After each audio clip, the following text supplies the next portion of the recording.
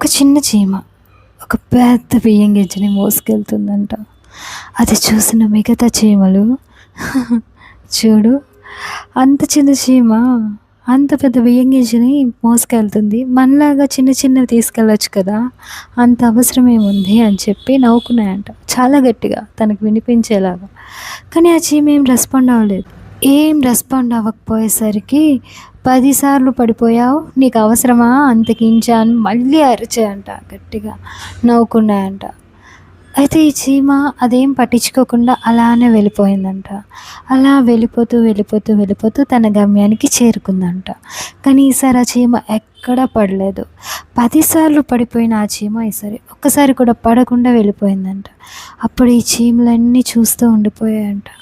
ఏంటి, అంత బియ్యం గింజని ఈ చీమ ఒక్కటే పట్టుకొని ఇలా వచ్చేసిందా? అయ్యో, మనం కూడా చిన్న చిన్న బియ్యం గింజలు తీసుకొచ్చా, అదేదో మనం కూడా పెద్ద గింజ మెల్లిగా తనలాగా కష్టపడి తీసుకొస్తే బాగున్ను అని బాధపడ్డాయంట. లైఫ్లో కూడా మనం వెళ్తున్నప్పుడు మనం సక్సెస్కి రీచ్ అవ్వాలనుకున్నప్పుడు చాలామంది చాలా మాటలు అంటారు. అన్నీ పట్టించుకోవాల్సిన అవసరం లేదు, అన్నింటికి రెస్పాండ్ అవ్వాల్సిన అవసరం లేదు, అన్నింటికి సమాధానం చెప్పాల్సిన అవసరం అస్సలే లేదు. నువ్వు నీ సక్సెస్ని చేరుకుంటే అప్పుడు వాళ్ళే నీ గురించి మాట్లాడతారు. Success is our biggest answer and strongest reply.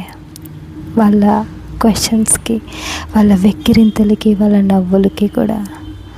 So మనం మన వేలో మాట్లాడుకున్న అలా మౌనంగా వెళ్ళిపోవడమే మంచిది. ఆ రోజు ఆ చీమ వెనక్కి తిరిగి చూసుంటే, లేదా వాళ్ళ మాటల్ని పట్టించుకొని ఉంటే అది సక్సెస్ అయ్యేదా? లేదు. వాటి కోసం ఆలోచిస్తూ తన గమ్యాన్ని తను చేరుకోలేకపోయేదేమో. సో మనం కూడా అలాంటివన్నీ పట్టించుకోకుండా మన పని మనం చేసుకొని వెళ్ళిపోతే చాలు. అదే మనకి బిగ్గెస్ట్ సక్సెస్. అంతే.